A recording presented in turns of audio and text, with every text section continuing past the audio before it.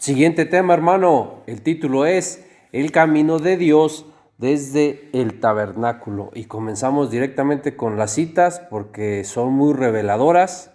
El Salmo 68:24 dice: Vieron tus caminos, oh Dios, los caminos de mi Dios, de mi Rey, en el santuario. Esto debe ser muy revelador.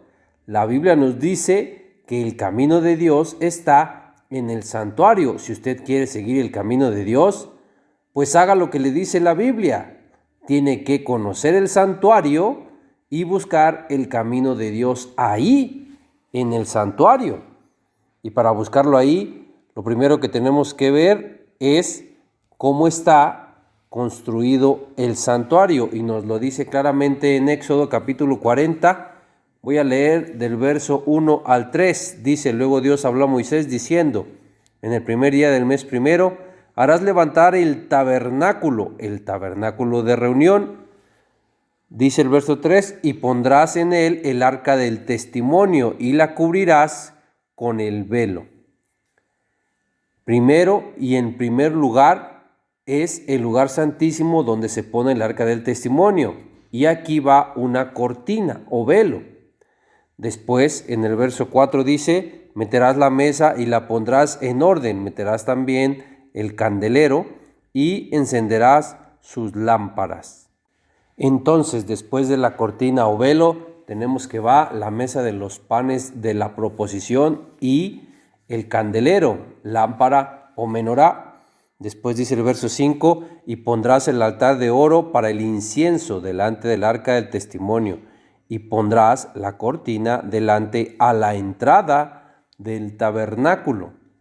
El altar del incienso dice delante del arca del testimonio y otra cortina en la entrada al lugar santo. Después, verso 6 dice: después pondrás el altar del holocausto delante de la entrada del tabernáculo de reunión. Ya afuera en el patio tenemos el altar de los holocaustos y dice el verso 7: luego pondrás la fuente entre el tabernáculo de reunión y el altar y pondrás agua en ella. Así está el acomodo del santuario desde el patio hasta lo que es la tienda o tabernáculo. Y como ya lo hemos visto, el tabernáculo representa al cielo y el patio representa a la tierra. Sabemos que Cristo es el camino en el santuario y al Padre vamos por Él, por Cristo. ¿Cómo es esto en el santuario? Bien, es Cristo, sale del cielo, del lugar santísimo y viene a la tierra, al patio. Viene guardando los mandamientos de su Padre, mandamientos que están en las dos tablas del pacto dentro del arca que está en el lugar santísimo. Dice en Juan, en el capítulo 15, en el verso 10, si guardareis mis mandamientos, permaneceréis en mi amor, así como yo he guardado los mandamientos de mi Padre y permanezco en su amor.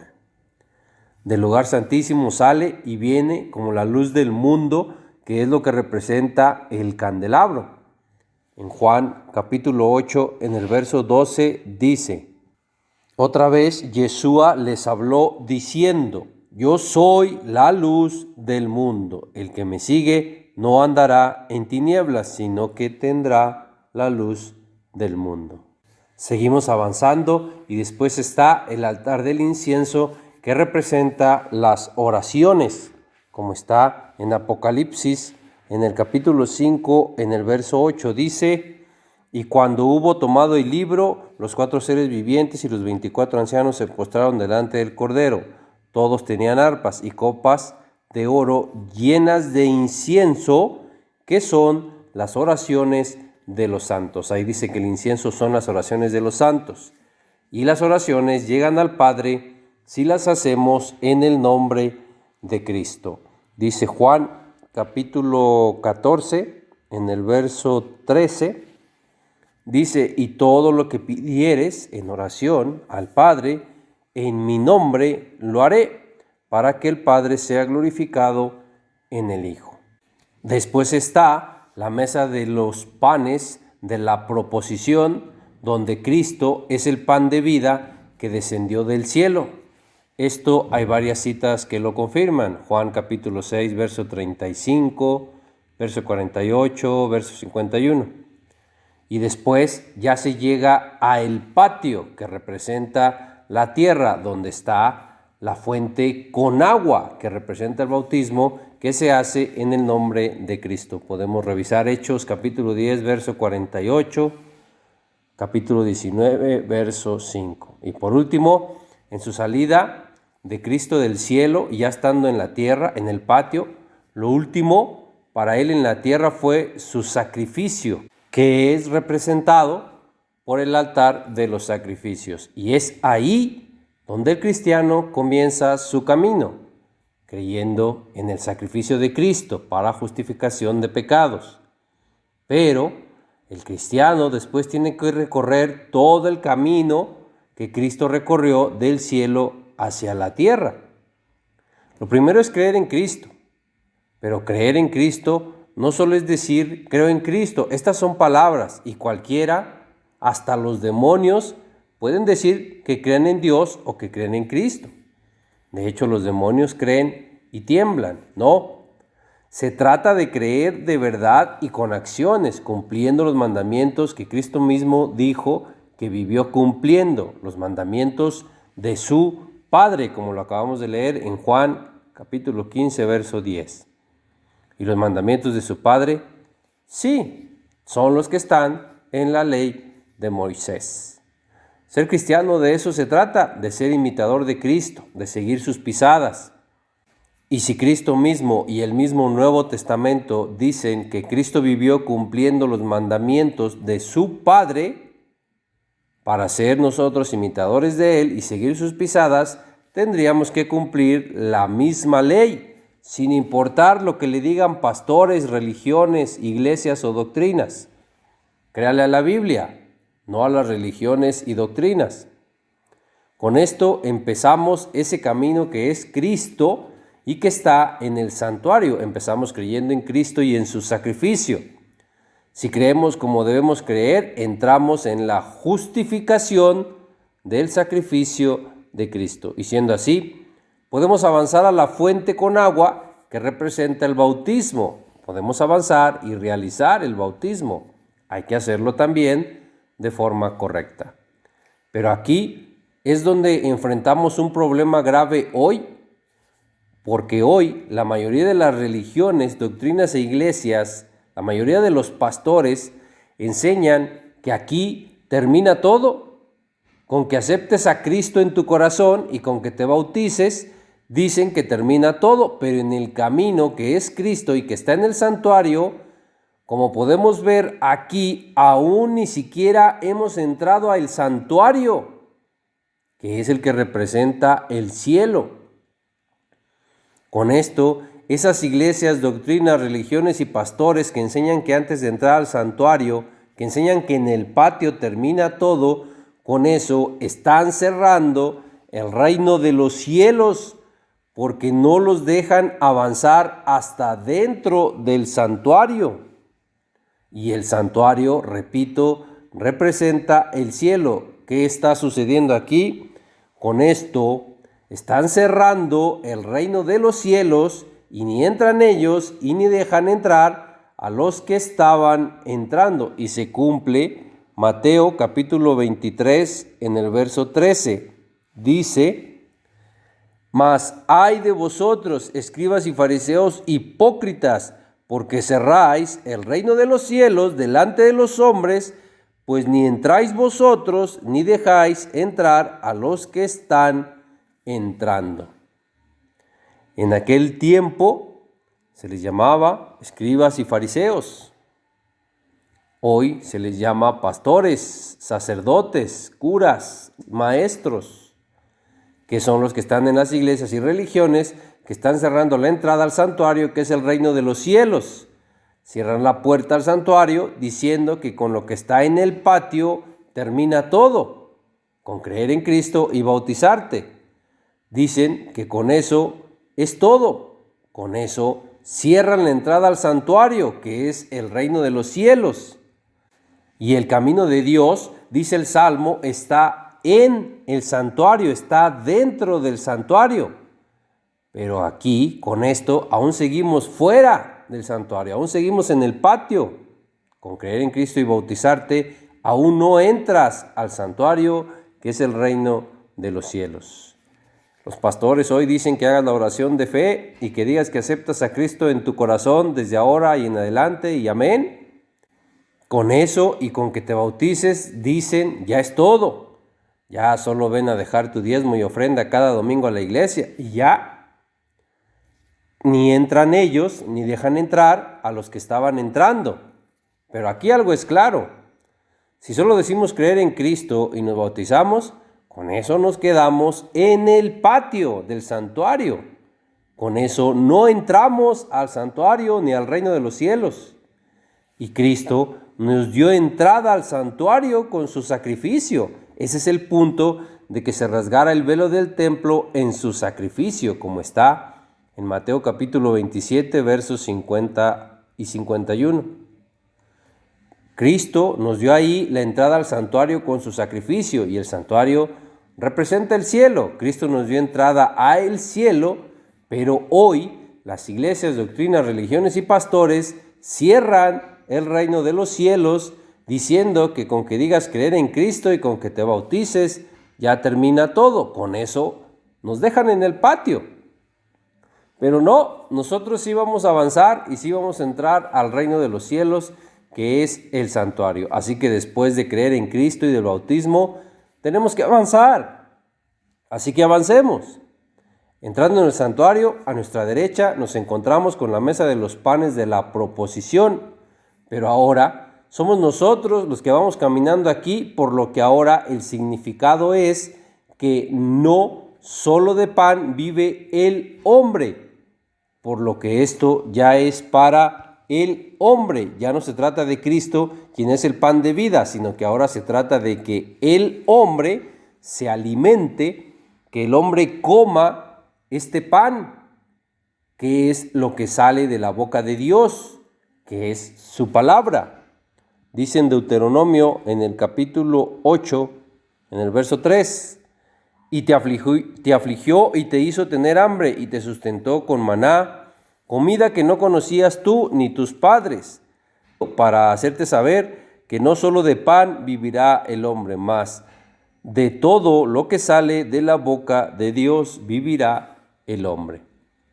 El pan siempre representa la palabra de Dios. La diferencia es que ahora vamos en el camino del cristiano, del hombre, y el hombre tiene que comer de ese pan que, repito, es todo lo que sale de la boca de Dios, que además de su palabra es su soplo, su ruaj. Este también sale de la boca de Dios y debemos alimentarnos de lo que sale de la boca de Dios. La mesa de los panes de la proposición representa nuestra mesa de estudio de la palabra de Dios, que es el pan. Pero estudio por nosotros mismos, no estudio de que solo vayamos a una iglesia a que nos lea la Biblia el pastor. Esa es leche adulterada. Debemos tomar directo de la fuente por nosotros mismos para estar seguros de que no nos están dando leche adulterada. Y de aquí todo está conectado, porque no solo hay que consumir la palabra de Dios, que es el pan de vida y que es Cristo, porque Cristo es la palabra de Dios. Y sí, hay que comerlo por nosotros mismos, pero hay que comerlo con oración, lo que nos lleva al altar del incienso, que es el que sigue y que es el que representa las oraciones, como lo vimos en Apocalipsis 5:8. Y después sigue el candelabro representando la luz de Cristo. Pero regresando a la mesa de los panes, si no comemos por nosotros mismos el pan de la palabra de Dios, fallaremos en muchas cosas, como en saber que si oramos, lo que representa el altar del incienso, si oramos sin oír la ley, eso dice la Biblia que es una abominación para Dios. Y si no comemos el pan, la palabra de Dios por nosotros mismos, no sabremos, nos interpretarán mal o nos torcerán cuando la Biblia nos dice que la ley es el ayo para llevarnos a Cristo. Dice en Proverbios, en el capítulo 28, en el verso 9, dice: el que aparta su oído para no oír la ley, su oración también es abominable. La ley está en la palabra de Dios, que es el pan que está en la mesa de los panes. Si usted ora sin comer por usted mismo el pan, que es la palabra de Dios, su oración se convierte en abominación. Puede haber quien no crea esto, pero lo dice la Biblia. Si usted ora el Padre Nuestro o alguna oración que salga de usted, pero sin cumplir la ley, la Biblia dice que su oración es abominable para Dios. Si no ha leído la palabra de Dios por lo menos una vez completa por usted mismo, no puede llegar al altar del incienso, que es la oración, y no puede llegar a la luz de Cristo en la menorá, porque la ley es nuestro ayo, la ley es nuestro maestro, tutor, es el que nos lleva a Cristo. Lo dice Gálatas capítulo 3, verso 24. Como ya lo sabemos, y lo sabemos porque comemos por nosotros mismos el pan que es la palabra de Dios, sabemos que las oraciones se hacen en el nombre de Cristo. Y también sabemos que en oración se le puede pedir a Cristo. Y si se le puede pedir a Cristo, por consecuencia se le debe agradecer a Cristo también. Y si Juan capítulo 5, verso 23 nos dice que honremos al Hijo como honramos al Padre, y si Dios le dijo a sus ángeles que adoraran al Hijo en Hebreos capítulo 1, verso 6, entonces, aparte de pedirle y agradecerle al Hijo, también se le debe adorar y honrar al Hijo. Lo dice la Biblia. Y si se le debe adorar a dos, honrar a dos, pedir a dos, agradecer a dos, y si además pido por mí, por mi familia, por mi congregación, y si agradezco a dos por lo que me ha dado a mí, a mi familia y a mi congregación, si todo esto lo hago en una oración de 10 minutos, pues es obvio que no estoy orando bien, no estoy en el altar del incienso de manera correcta.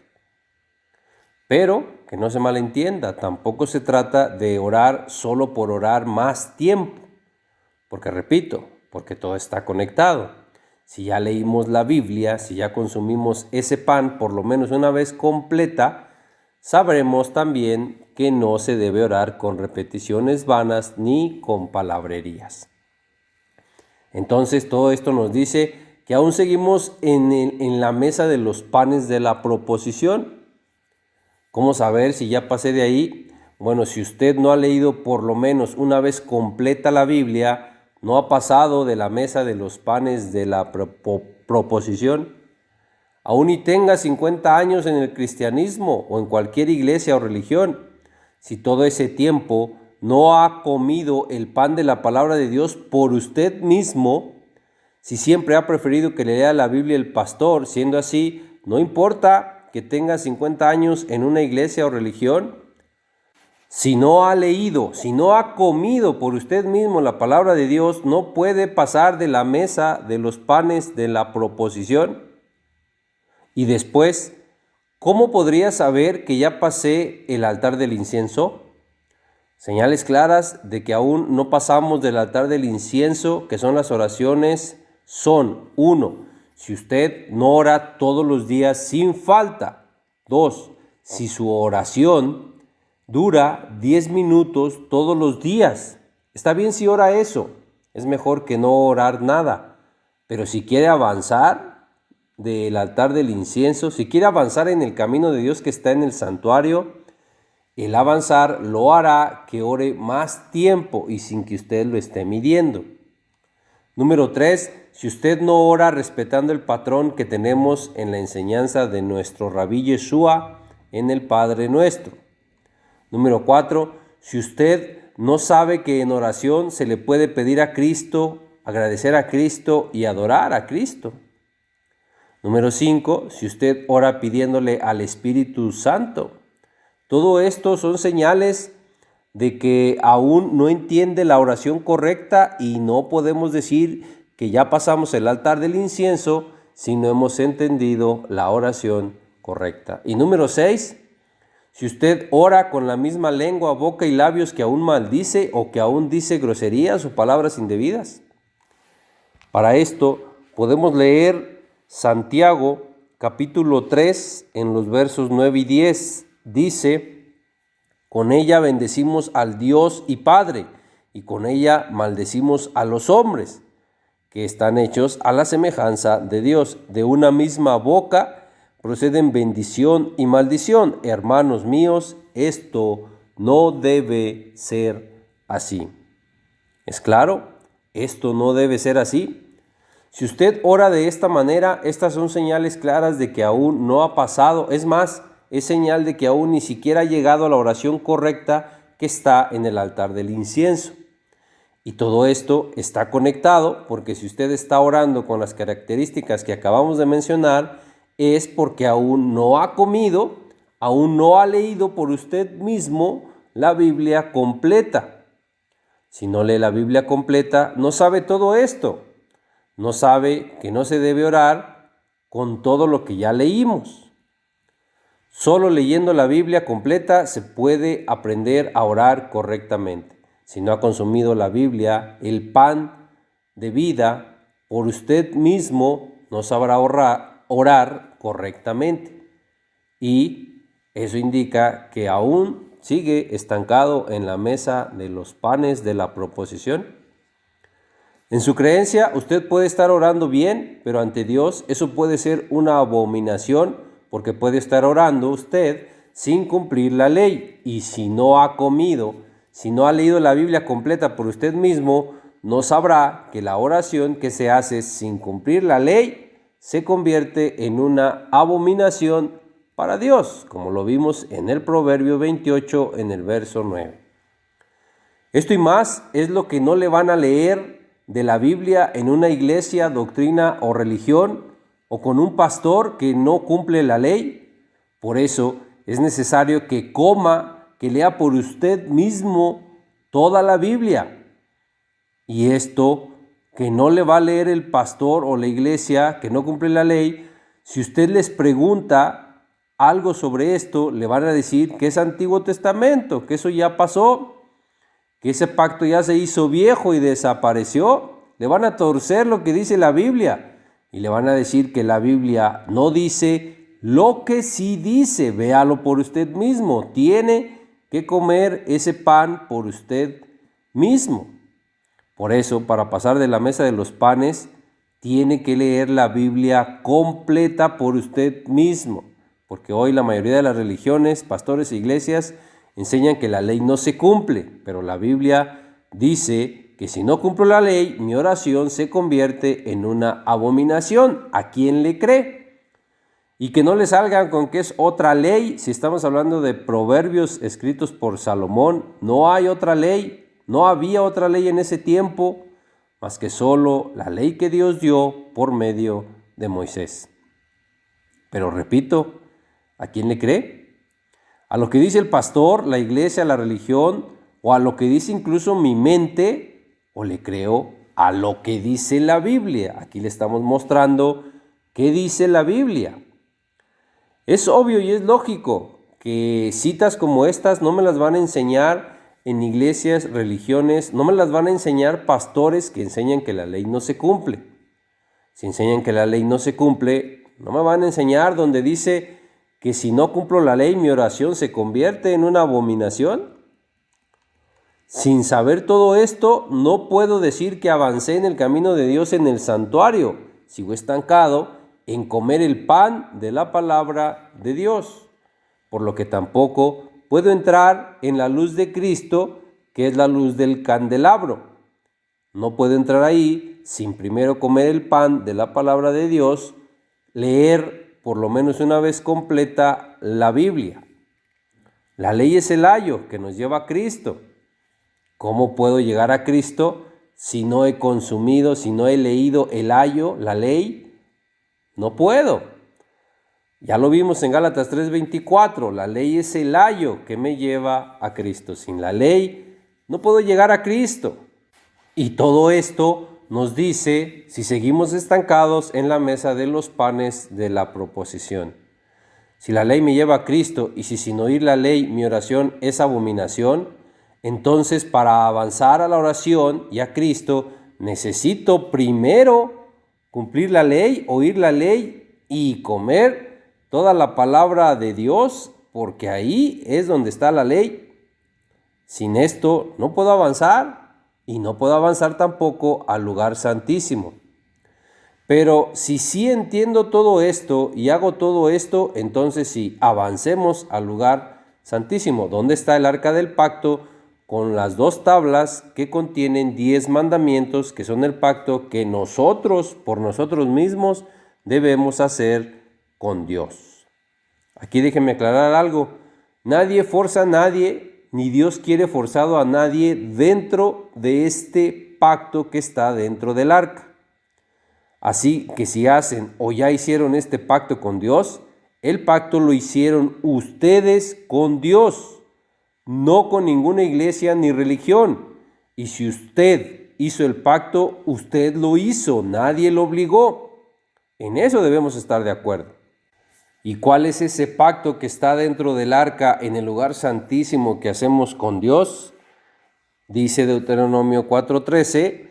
Él os anunció su pacto, el cual os mandó poner por obra los 10 mandamientos y los escribió en 2 tablas de piedra. Él, Dios, nos anuncia su pacto y nos lo manda poner por obra. Dice los 10 mandamientos, 10, no 9, que escribió en 2 tablas de piedra, y entre esos 10 mandamientos está el sábado. Entrar al lugar santísimo es entrar en este pacto eterno con Dios. Pacto eterno donde cumplo estos 10 mandamientos siempre, porque es eterno, sin excepción alguna, bajo ninguna condición se puede dejar de cumplir estos 10 mandamientos. Eso es entrar en pacto eterno con Dios. Y repito, no se puede dejar de cumplir los 10 mandamientos, no 9. Y el que más trabajo les cuesta hacerlo y entenderlo es el Shabbat. E incluso para los que dicen guardarlo, aún tienen en poco la convocación que es santa y que se debe hacer en Shabbat. No nos damos cuenta, pero tenemos en poco lo que es santo, que es la convocación. ¿Por qué? Porque no lo hemos entendido bien y pensamos que en Shabbat podemos ir a descansar, a acostarnos a la cama, cuando Shabbat es reposo, pero solo de nuestros quehaceres, trabajos y ocupaciones seculares.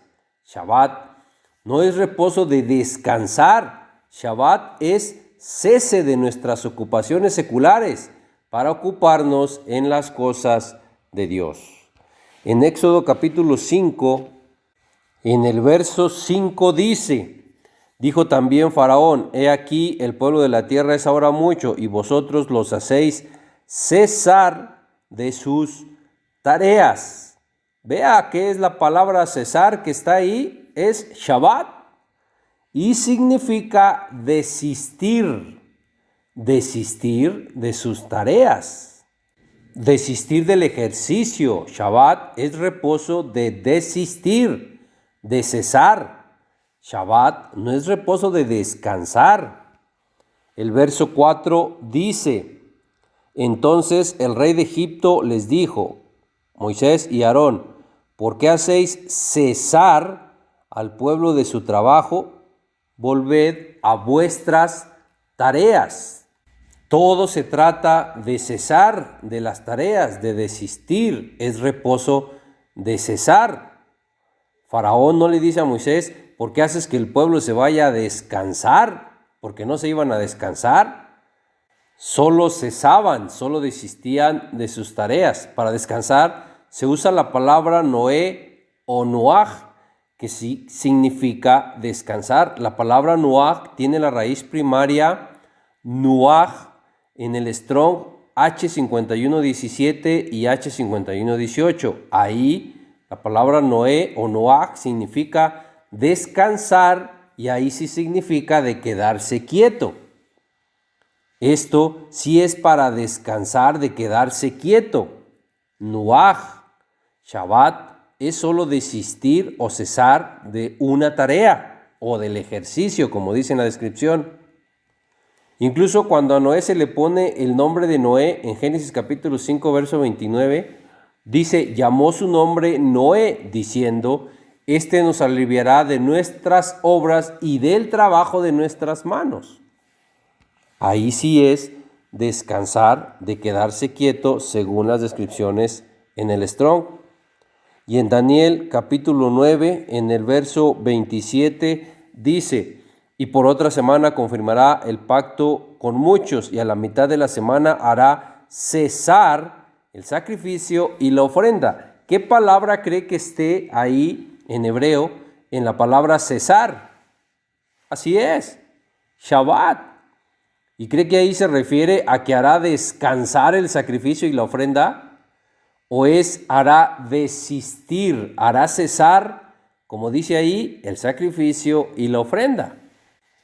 Así es, y repito, el sábado es reposo de cesar, de desistir de nuestras tareas, trabajos y ocupaciones seculares, para ocuparnos en las cosas de Dios, no para ir a descansar o a acostarnos en la cama y estar quietos.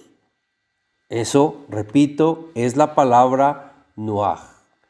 En Shabbat, sí, no debemos hacer ninguna obra ni ningún trabajo que no sea para Dios, pero si es trabajo u obra para Dios, claro que se puede hacer esa obra y ese trabajo en Shabbat. Si el Shabbat es el único día que usted le dedica a Dios de toda la semana, ¿es el día que más debería trabajar para Dios? Si es el único día que le dedica a Dios de toda la semana, dedíqueselo alabándole, orándole, bendiciéndole, estudiando su palabra. No le dedique a Dios un día donde se va a acostar a la cama a dormir. Eso sí es estar quieto. Y eso es reposo Nuaj. Eso es descansar. El Shabbat no es Nuaj. El Shabbat no es reposo de descansar, es reposo de desistir, de cesar. ¿O qué creemos que Dios hizo después de los 6 días de creación? ¿Creemos que Dios descansó porque se cansó de hacer su creación? ¿O Dios reposó de desistir de la creación? Dice en Génesis capítulo 2, verso 2, y acabó Dios en el día séptimo la obra que hizo y reposó el día séptimo de toda la obra que hizo. La palabra ahí en reposó es Shabbat, que es reposo de desistir, no de descansar. Luego por eso andan diciendo los ateos que si Dios tuvo que descansar es porque se cansó, y si se cansó entonces no es Dios. Y nosotros les damos la razón si decimos que Shabbat es reposo de descansar. No, no es así. Shabbat es reposo de desistir, de cesar de algo, del ejercicio. Dios desistió de crear, no de trabajar, porque Dios todos los días hasta ahora trabaja, como lo dijo Cristo en Juan capítulo 5 versos 16 y 17. Con esas mismas citas que toman para decir que el sábado no se guarda, con las mismas citas lo replicamos. Dios y Cristo trabajan aún en sábado, pero porque trabajan en las cosas de Dios. Usted que guarda el sábado, usted trabaja y hace obra si va a su iglesia o a su congregación a aprender la palabra de Dios. Aún sea sábado, si usted va a aprender, eso es una obra y es trabajo que hace en sábado, y quien le enseña igual está haciendo una obra y trabajo en sábado, pero es obra y trabajo en las cosas de Dios, por lo que son sin culpa, como lo dijo Cristo también y como está en la ley o Torá.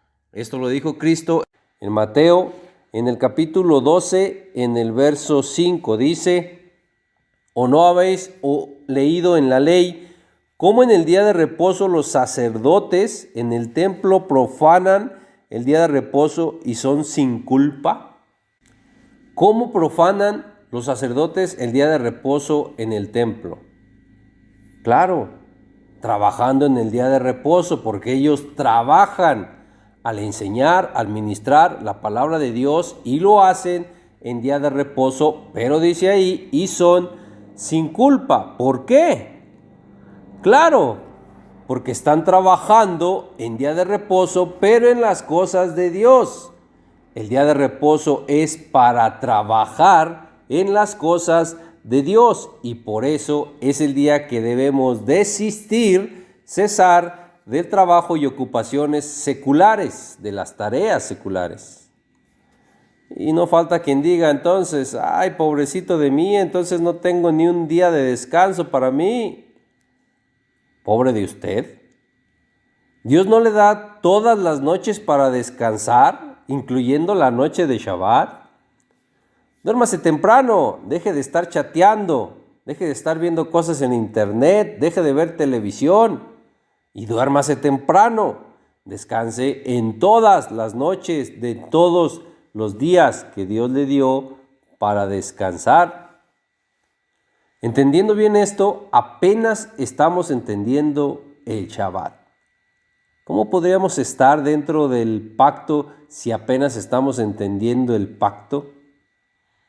Porque el Shabbat está en el pacto. Y si se nos atraviesa algo, cualquier cosa, al más mínimo problema, dejamos de cumplir con la reunión de Shabbat.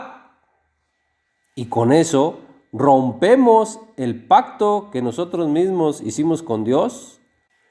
No cumplimos con la convocación que es santa. No cumplimos con lo santo por una urgencia que se convirtió en urgencia por mi falta de organización.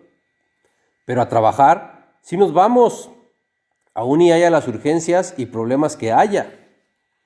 Tenemos más compromiso con el trabajo que con el pacto que nosotros hicimos con Dios. Aún y estemos cansados o un poco enfermos, así nos vamos a trabajar. E incluso así cansados y un poco enfermos atendemos a la familia. Pero cansados o un poco enfermos no atendemos a lo santo.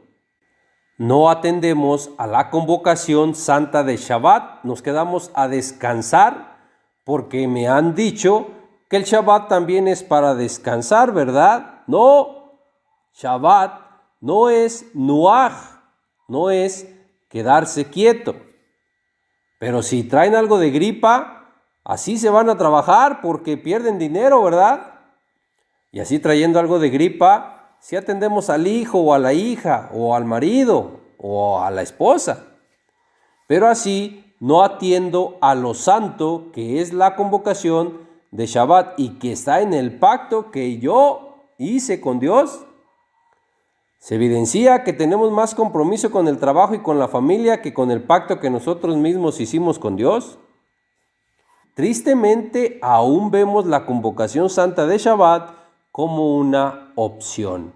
No la vemos como una prioridad. Y el trabajo y la familia sí son prioridad, ¿verdad?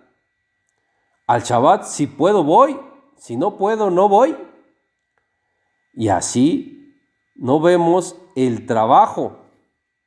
El trabajo hay que ir porque hay que ir, porque perdemos dinero. Repito, nos comprometemos más con el trabajo que con el pacto que nosotros hicimos con Dios. Y aún vemos la reunión de Shabbat como una opción. Tristemente es así. ¿No es para nosotros la reunión de Shabbat una prioridad? No es para nosotros una prioridad el cumplir el pacto que nosotros hicimos con Dios. Porque también entendemos mal cómo se debe de guardar el Shabbat a la manera de Cristo. Porque vemos que Cristo dijo en Mateo capítulo 12, en el verso 12, por consiguiente, es lícito hacer el bien en los días de reposo. Esto también lo entendemos mal, porque ahí no dice que es lícito faltar a la reunión de Shabbat por hacer el bien. No es lícito faltar a la reunión de Shabbat por hacer el bien o por hacer una buena obra. Esto es tomar pretexto para hacer lo que queremos hacer si es Shabbat y poder faltar a lo santo que es la convocación de Shabbat. No estemos pensando que porque Cristo dijo que es lícito hacer el bien en Shabbat, con eso está diciendo que puedes faltar a la convocación santa de Shabbat por hacer el bien. Así no dijo. O pregúntese, ¿por hacer una obra buena en sábado puedo faltar a comprar y vender y andar en mis propios caminos? No. Entonces, ¿por qué por hacer una obra buena piensa que sí puede faltar a lo santo que es la convocación de Shabbat? Entonces, ¿hasta dónde nos es permitido hacer el bien o hacer obras buenas en Shabbat? Hasta donde estas obras no interfieran con guardar Shabbat como se debe guardar. Una medicina sí se puede comprar para un enfermo si es necesaria en Shabbat, pero el comprar la medicina no hace que también me pueda comprar un chicle de paso para mí y no esté mal. Y el hacer una obra buena y comprar no hace que también pueda ponerme a vender, igual que como no hace que pueda no asistir a la convocación santa de Shabbat. ¿O creen que porque Cristo sanó enfermos en Shabbat, por eso faltó a la convocación santa de Shabbat? ¿O creen que porque Cristo les permitió cortar espigas a sus discípulos en Shabbat, eso significa que podían faltar a la reunión de Shabbat y a lo demás de comprar y vender y andar en sus propios caminos? No, ¿verdad? Y al pacto que nosotros hicimos con Dios sí podemos faltar si surge un problema, pero a trabajar no podemos faltar aunque surjan los problemas. Otra vez, ahí se ve con quién tenemos más compromiso. Cuando hicimos ese pacto con Dios, ¿dónde se nos dijo que si surgían problemas podríamos faltar al pacto? En ningún lado se nos dijo eso. Y claro, es evidente que si hay alguna enfermedad que nos tenga en cama, si estamos de viaje, si tenemos un accidente en ese día, así sí está justificado ante Dios que no haya podido reunirse. Ahí no se rompe el pacto, se justifica según la situación que se enfrente. Y nos justifica Dios, no la congregación, no la iglesia ni el líder. Pero nosotros mismos tampoco nos justificamos, porque qué buenos somos para justificarnos nosotros mismos y decir, Dios sabe que hoy no puedo ir a Shabbat. Repito, nos justifica Dios según la situación que enfrentemos, así que si usted va a faltar al pacto que usted mismo hizo con Dios, asegúrese que sea por algo que sí lo justifique Dios. Asegúrese que sea un motivo real, porque a Dios usted sabe que no se le puede engañar.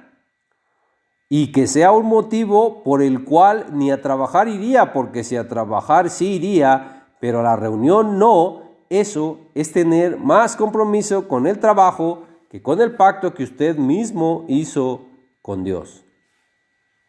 A estas alturas ya debemos saber cómo se cumple Shabbat, no andando en nuestros propios caminos, no hablando nuestras propias palabras, haciendo la convocación santa como está en Levítico 23, en el verso 3. Ahí están todas las fiestas y lo que dice que se haga en las fiestas, sí lo cumplimos y lo tomamos como mandamiento para las fiestas, pero la convocación que ahí mismo la dice que es santa en Shabbat, ¿eso no lo tomamos como mandamiento? No estaríamos siendo coherentes ni estaríamos interpretando con el mismo criterio, lo que nos haría estar interpretando mal. Y sabemos también que en Shabbat no se hace ninguna obra, ya vimos de cuáles. Ni tú, ni tu hija, ni tu hijo, ni tu siervo, ni tu extranjero que habita dentro de tus puertas. Esto también hay que entenderlo bien. Y si lo que acabamos de ver fue palabra dura, esto lo será aún más. Porque algunos dirán, y ya me lo han dicho, pues es que mi hijo o mi hija no guarda el sábado, ¿qué puedo yo hacer? ¿Bíblicamente quiere que le diga qué debe hacer con un hijo que no obedece a su padre y a su madre? Que se lo diga la Biblia mejor. En Deuteronomio capítulo 21, en los versos 18 al 21 dice: si alguno tuviera un hijo contumaz y rebelde, que no obedeciera a la voz de su padre ni a la voz de su madre, y habiéndole castigado no les obedeciere, entonces le tomarán su padre y su madre y los sacarán ante los ancianos de su ciudad y a la puerta del lugar donde viva, y dirán a los ancianos de la ciudad: nuestro hijo es contumaz y rebelde, no obedece a nuestra voz, es glotón y borracho. Entonces todos los hombres de su ciudad lo apedrearán y morirá. Así quitarás el mal de en medio de ti, y todo Israel oirá y temerá. ¿Quiere que le diga qué debe hacer con un hijo que no le obedece, ni a su padre ni a su madre? Que se lo diga en la Biblia, porque sí, si fue palabra dura, esto lo va a hacer aún más. Ponga usted que su hijo no sea borracho, pero si no obedece a la voz de su padre ni a la voz de su madre, ahí le está diciendo la Biblia, la Torá, le está diciendo qué es lo que debe hacer. ¿Qué puede hacer si su hijo no guarda el sábado? Pues no lo apedree, pero quite el mal de en medio de usted. ¿Cómo? Pues no lo tenga como su hijo. Corte el lazo familiar. No lo apedree, pero corte su lazo familiar, porque si Dios le manda a usted que el sábado lo guarde usted, no haciendo ninguna obra ni usted ni su hijo, pero al que tiene como hijo o hija sí hace obra, entonces esto lo hace que ni usted no esté guardando el sábado como debe guardarlo, como se lo manda la Torá. Y sí, volvemos con lo de los hijos, porque veo que los desarman muy fácilmente a ustedes como padres. Ustedes como padres o madres pierden la autoridad muy fácilmente con sus hijos, por el bien de ellos y de ustedes mismos. No dejen que sus hijos rebasen su autoridad, porque los desarman y les quitan su autoridad cuando les dicen: no, mamá o papá, yo ya estoy grande, ya tengo mi familia, déjame vivir mi vida y déjame tomar mis decisiones. Yo ahorita no puedo buscar a Dios, no tengo tiempo, o simplemente no quiero. Con esto los desarman y les quitan toda su autoridad. ¿Qué hacer? ¿De acuerdo, hijo o hija? ¿No quiere ahorita saber de Dios? Yo tampoco quiero saber de usted ahorita. Y así como me pide que lo deje vivir su vida y tomar sus decisiones, igual yo le pido que me deje tomar mis decisiones. Y mi decisión es que si usted ahorita no quiere saber de Dios, yo ahorita tampoco quiero saber de usted. Así que vaya a visitar a alguien más, o vaya que le cuide el niño a alguien más, vaya que le ayude a alguien más. Yo no le voy a ayudar en nada hasta que usted quiera saber de Dios. Y si nunca quiere saber de Dios, mi decisión es que nunca querré saber de ti, hijo o hija. Y así como me pides que te deje decidir, igual tú déjame decidir, y esta es mi decisión. ¿Verá cómo recupera usted su autoridad sobre sus hijos? Verá cómo se le cambian las cosas, y para bien, tanto de usted como de él. Pero si estamos con esa delicadeza, con ese temor de perder al hijo, de ahí es donde se agarra el hijo para rebasar su autoridad. Los judíos o israelitas que sí son sangre judía, pero no quieren obedecer a Dios, estos, ¿Dios los toma como sus hijos?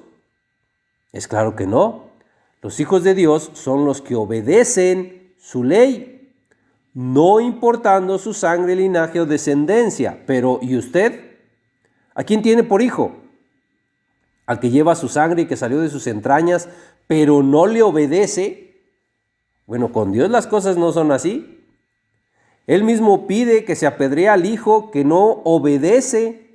Y Cristo mismo dijo quiénes eran su madre y sus hermanos: los que oyen la palabra de Dios y la hacen, los que obedecen. Pero usted no puede cortar el mal del medio de usted porque es un hijo que salió de sus entrañas, aún y no le obedezca. Con lo que lo hace que usted no obedezca a Dios, con lo que tendría que hacer con ese hijo si tendría que apedrearlo. Aún y no sea un hijo obediente, y aún y no quiera acercarse a Dios, y aún y por ese hijo o hija usted tenga que desobedecer a Dios por no cortar lazo con Él. Con todo esto, y aún sabiendo que Dios tiene por hijos a los que le obedecen, no a los que son de sangre israelita, aún con todo esto, usted no quiere deshacerse de ese hijo que no le obedece, porque es su sangre. Pero para ser hijo de Dios, ahí sí usted pide no tener que ser de sangre israelita.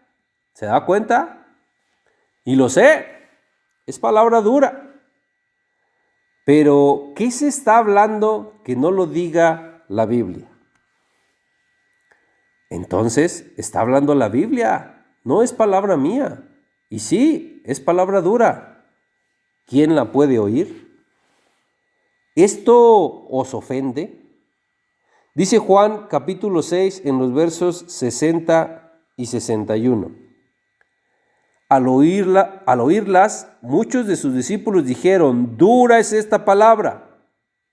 ¿Quién la puede oír? Sabiendo Yeshua en sí mismo que sus discípulos murmuraban de esto, les dijo: lo que hoy les decimos aquí, ¿esto os ofende? Versos 66 y 67 dice: desde entonces muchos de sus discípulos volvieron atrás y ya no andaban con él. Dijo entonces Yeshua a los 12: ¿queréis acaso iros también vosotros? ¿Quieren irse también porque esta palabra que están oyendo hoy en este estudio es dura? Adelante. Nadie los detiene y nadie les pide o los forza a que vean o escuchen estos videos de nuestro canal. Pero regresemos al sábado, porque hay que entender también bien quién es el extranjero que habita dentro de sus puertas, porque éste tampoco debe hacer ninguna obra en Shabbat. Como bien dice ahí, se trata del extranjero que habita en tus puertas, para lo que se necesita, en primer lugar, que sean tus puertas. Si la casa donde habita usted no es suya, sería al revés. Usted es el extranjero ahí. Usted es pueblo de Dios habitando entre extranjeros. Siendo así, no le queda más que guardar el Shabbat y los mandamientos de Dios solo usted, y como usted pueda, porque usted habita con extranjeros al pueblo de Dios. Y no nos enfoquemos en solo no hacer obra en Shabbat. Guardar el sábado es más que solo no hacer obras. No le quitemos la importancia a lo que es santo, que es la convocación. Porque si cumplimos el no hacer obra, no hablar mis propias palabras, no andar en mis propios caminos, si cumplimos el no comprar y no vender en sábado, pero no cumplimos con la convocación santa, estamos cumpliendo el sábado incompleto. Y la Biblia dice en Eclesiastes capítulo 1, verso 15, que lo torcido no se puede enderezar y que lo incompleto no cuenta. ¿Y por qué cree que en Mateo 24:20 diga que oren porque su huida no sea en día de reposo? Es porque en día de reposo no debes viajar, porque si viajas cargas cosas en día de reposo. Y que no se malentienda, no estoy diciendo que no se puede viajar nunca. Pueden viajar, pero no en día de reposo. Si te vas de vacaciones, no debes hacerlo en día de reposo. Viaja otro día, y si tus vacaciones duran bastante tiempo y por allá se te atraviesa un Shabbat, tienes que guardarlo donde quiera que estés. Y esto se trata de si ustedes están cumpliendo el pacto que ustedes hicieron con Dios, cúmplanle a Dios, cumplan con Él, no con nadie más. Digan ustedes: no voy a fallarle a Dios, no a una iglesia, ni a una religión, ni a ningún líder. Díganle: yo no voy a fallar a Dios en el pacto que yo hice con Dios por acompañarte a ti o por hacer lo que tú quieres. aun seas mi hijo, mi esposo, mi esposa, mi hija. Te amo, pero amo más a Dios y no voy a fallarle a Dios por complacerte a ti, hijo mío, esposa mía. Quiere llegar al lugar santísimo, quiere llegar a hacer pacto con Dios. Así se llega, guardando el pacto en esta perfección.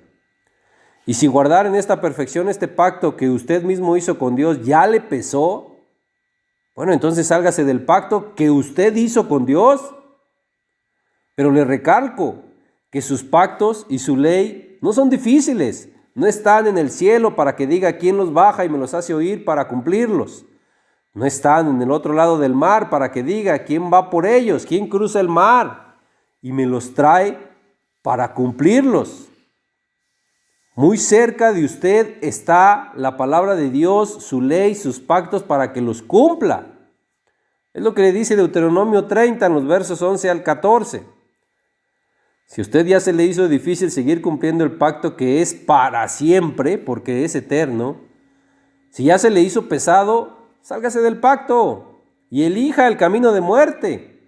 Elija la puerta ancha, porque para entrar por la puerta angosta tiene que cumplir el pacto con Dios. ¿Y a usted ya se le hizo pesado con todo lo que hoy escuchó? Y para terminar este tema, volvamos a el camino. Esto es lo que está en el lugar santísimo, en el arca del pacto. Ahí están las dos tablas donde está el Shabbat. Lo que vimos es entrar verdaderamente en pacto eterno con Dios, porque un pacto hecho con Dios se cumple en esta perfección. ¿Es un pacto hecho con Dios? Dios no hace pactos con cualquiera. Dios hace pacto solo con los que por su propia voluntad quieren hacer pacto con Él.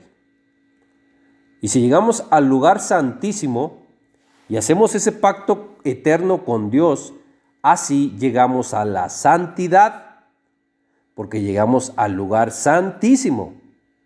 Llegamos a la santificación y ahora tenemos que regresar en el camino ahora para trabajar como santos ya santificados y viene el camino de regreso. Pero si ya le pesó el camino para llegar a la santificación, ¿para qué le cuento el camino de regreso que hay que seguir para la salvación?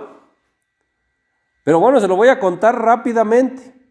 Ya que llegamos al lugar santísimo y entramos en pacto con Dios, ahora regresamos a la tierra como santos de Dios. Y ahora nos toca trabajar en lo mismo a nosotros. Ahora nosotros, ya dentro del pacto que está en el arca, en el lugar santísimo, ya siendo santos de Dios por habernos santificado en el lugar santísimo, ahora nosotros debemos ser la luz del mundo que representa el candelabro. En Mateo capítulo 5, en los versos 14 al 16 dice: vosotros sois la luz del mundo, así alumbre vuestra luz delante de los hombres, que vean vuestras buenas obras, así alumbre vuestra luz, y glorificarán a vuestro Padre que está en los cielos. Luego viene el altar del incienso, que son las oraciones, como ya lo vimos, donde ahora usted intercede como un santo con sus oraciones por los demás. Y sus oraciones suben como incienso a la presencia de Dios llevadas por un ángel, como lo vimos en Apocalipsis 5:8. Ahora, después de la justificación y la santificación, ahora usted es de estos santos. Y sus oraciones suben a la presencia de Dios como la de estos santos de los que habla aquí. Después viene la mesa de los panes de la proposición, donde ahora es usted el que da ese pan a los demás como un santo que ya es y con el estudio de la palabra que usted ya tiene. Y ya fuera del santuario, en la pileta del bautismo, ahora usted predica como santo el bautismo y que crean en Cristo y en su sacrificio para justificación de pecados. Ahora usted en la tierra que es el patio, trabaja en predicar lo mismo. El que crean en la justificación de Cristo, que vengan al bautismo, Ahora usted comparte y da palabra, que es el pan, la mesa de los panes, y ahora usted ora por los demás, que es el altar del incienso, y esto lo lleva a ser usted luz para el mundo, que es el candelabro. Y al final su trabajo acercará a más personas a entrar en el pacto de Dios que está en el arca, en el lugar santísimo. Y solo si persevera así hasta el fin será salvo, con lo que la Biblia confirma que la salvación se da hasta el fin, como lo dice Mateo 24, verso 13. El que perseverare hasta el fin será salvo. Así está en la Biblia, y este es el camino de Dios en el santuario, que la Biblia también dice en el Salmo 68, 24, que el camino de Dios está aquí en el santuario. Y eso fue lo que mostramos en este tema, el camino de Dios en su santuario. Hasta aquí es todo, hermano. Que Dios le bendiga y le guarde.